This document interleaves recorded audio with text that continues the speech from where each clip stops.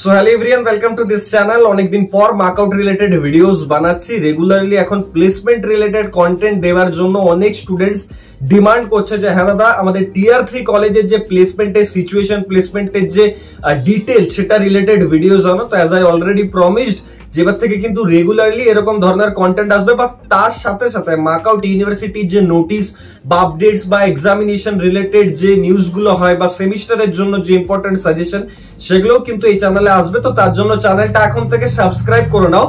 একটা ব্যাপার তোমাদের বলতে চাই যে দেখো, তোমাদের যে রেগুলার এনরোলমেন্ট, ঠিক আছে, মানে এই আপকামিং অড সেমিস্টার এক্সামিনেশনের জন্য, সেটা কিন্তু স্টার্ট হয়ে গেছে। এবার এটা কেন ইম্পর্টেন্ট, তার কারণ যদি তুমি রেগুলার এনরোলমেন্ট না করো তাহলে কিন্তু তুমি এক্সামের জন্য এলিজিবল হবে না।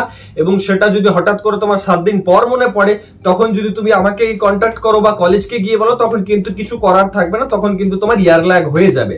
তো ব্যাপারটাতে একটু ইম্পর্টেন্স দাও। তুমি যদি নিজে ঠিকঠাক করে নিয়েছো এক্সাম ফর্ম ফিল আপ, এবার যদি তোমার কোনো বন্ধু ভুলে যাচ্ছে, তাহলে ভিডিওটা তাকেও শেয়ার করে দিও বা তাকেও জানিয়ে দিও যে এক্সাম ফর্ম এনরোলমেন্ট যেটা, সেটা কিন্তু স্টার্ট হয়ে গেছে। এনরোলমেন্ট মানেটা কি? মানে হচ্ছে যে যে সাবজেক্টস গুলো তোমার আছে সেগুলোতে জাস্ট টিক দিয়ে পর ফর্মটাকে সাবমিট করা যায়। হ্যাঁ, আমি এই সেমিস্টারের এক্সামটা আমি দেবো, আমি এই সেমিস্টারের একটা স্টুডেন্ট।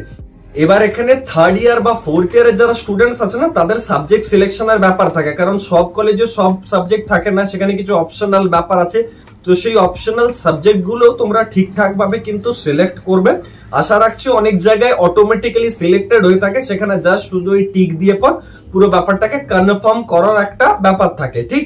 আচ্ছা, এবার নেক্সট যেটা ইম্পর্টেন্ট, যে দাদা ব্যাকলগ এনরোলমেন্ট তাহলে কখন শুরু হবে? তো ব্যাকলগ এনরোলমেন্ট কিছুদিন পর স্টার্ট হয়, তখনও আমি কিন্তু তোমাদের আপডেট দিয়ে দেবো। এবার দেখো, এবারের মার্কআউটের যে টেন্ডেন্সি বুঝছি 2025-এ, তাতে কিন্তু এক্সাম থেকে শুরু করে এক্সামের রেজাল্ট, পিপিআর এর ফর্ম, পিপিআর এর রেজাল্ট সবকিছুই কিন্তু অনেক পরিমাণ মানে তাড়াতাড়ি হচ্ছে, ঠিক আছে। মানে সেশনটা একটু তাড়াতাড়ি নিয়ে যাওয়ার একটা চেষ্টা আছে।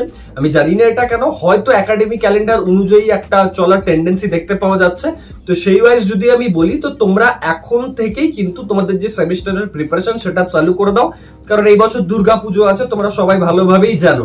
তো যেবারের সেশনে পুজো থাকে না, সেইবারের সেশনটা কিন্তু টাইম কম পাওয়া যায়, কারণ দুর্গাপুজো আছে, কালী পুজো আছে, ছট পুজো আছে, বিশ্বকর্মা পুজো আছে, মানে অনেকগুলো পুজো পর পর পুরো ফেস্টিভ্যালের একটা মানে মাহল চলবে আর কি। তো সেখানে সেমিস্টারের প্রিপারেশনটা যদি মানে নভেম্বরের সেমিস্টার হয়, তাহলে কিন্তু তুমি টাইমই পাবে না, কারণ সেপ্টেম্বরটা পুরোটা পুজোতে যাবে, অক্টোবরটাও কিছুটা পুজোতে যাবে, তাহলে টাইম কখন পাবে? তো এই যে টাইমটুকু পাচ্ছ, সাপোজ অগস্টের টাইমটা বা জুলাইয়ের যতটুকু টাইম বেঁচে আছে, এখন থেকে যদি ঠিকঠাক পড়ো, তাহলে পরীক্ষার আগের টাইমটাই কি করবে, পিওয়াইকিউ গুলো বা এই যে যেগুলো এখন পড়ছো সেগুলোই যদি রিভাইজ করে দাও, তাহলে তোমার মোটামুটি সেমিস্টারটা কিন্তু পেয়ে যাবে, পুজোতে আনন্দও করতে পারবে। তো এবারের সেমিস্টারে আমাদের কি কি কোর্সেস আসবে সেটা আমি একটু অ্যানাউন্স করে দিচ্ছি। দেখো, first of all MAKAUT BTech first year, সেটা ফার্স্ট সেম সেকেন্ড সেম সব কোর্স অ্যাভেলেবেল হয়ে যাবে, মানে অলরেডি অ্যাভেলেবেল, আমরা শুধু এখন আপডেট করছি। এর সাথে সাথে সেকেন্ড ইয়ার মানে third semester, fourth semester, total 8টা ব্রাঞ্চ, সিএসসি সাথে আইটি ধরো, ইসি ইলেকট্রিক্যাল মেকানিক্যাল, তার সাথে সিএসসি 4টা specialization, CSC AIML, CSBS, CSDS আর সিএসসি সাইবার সিকিউরিটি, ঠিক আছে। তাহলে 8টা টোটাল ব্রাঞ্চ হয়ে গেল। থার্ড সেম ফোর্থ সেম দুটোই কিন্তু অ্যাভেলেবেল অলরেডি, এবং সেখানে আমরা নোটস আর কি আরো আপডেট করছি, এবং তার সাথে সাথে পিওয়াইকিউ অনেক কিন্তু অ্যাড হবে এই সেশনে। এর সাথে সাথে ফিফথ সেমিস্টার আসবে। ফিফথ সেমিস্টার অলরেডি কিছু সাবজেক্ট লঞ্চ আছে, কিছু সাবজেক্ট আমরা লঞ্চ করব উইদিন অগস্ট বা উইদিন ধরে নাও সেপ্টেম্বর, ঠিক আছে। মানে সেপ্টেম্বর না ধরলেও অগস্ট অব্দি লঞ্চ হয়ে যাবে। নেক্সট হচ্ছে সেভেন্থ সেমিস্টার। সেভেন্থ সেমিস্টারও কিছু সিলেক্টিভ সাবজেক্ট যেগুলো আর কি স্টুডেন্ট ফিল করে যে দাদা এগুলো পড়াটা খুব টাফ, এগুলোতে আমার ব্যাকলগ আসতে পারে, সাপ্লি আসতে পারে, সেই সাবজেক্ট গুলোর কোর্স কিন্তু আসবে। এটা ছাড়া বিবিএ বিসিএ যদি বলি, তাহলে বিবিএ বিসিএ আমাদের চেষ্টা থাকবে ফার্স্ট সেমিস্টার, থার্ড সেমিস্টার আর ফিফথ সেমিস্টারের কিছু সিলেক্টিভ সাবজেক্টের কোর্স আনার। এটুকু বলতে পারি, সব সাবজেক্টের আনবো না, যে সাবজেক্ট গুলোর আনবো সেগুলোই যদি পড়ে তোমরা চলে যাও না এক্সামে, তুমি ফিল করবে যে হ্যাঁ দাদা মানে আমার পরীক্ষা ভালো হচ্ছে, এবং সব সাবজেক্টটা তুমি আমাকে নোটস দাও। আমি চাই এই ডিমান্ডটা যেন ক্রিয়েট হয়, এই ব্যাপারটা তোমাদের থেকে শুনতে চাই। তোমাদের এন্ড দিয়ে যদি শুনি, তাহলে আমাদের আরো স্যাটিসফ্যাকশন বাড়বে, আমাদের মোটিভেশন বাড়বে কোর্স আনার, কোর্সের জন্য এত এফর্টস দেওয়ার, কোর্সের জন্য এত প্ল্যানিং করার।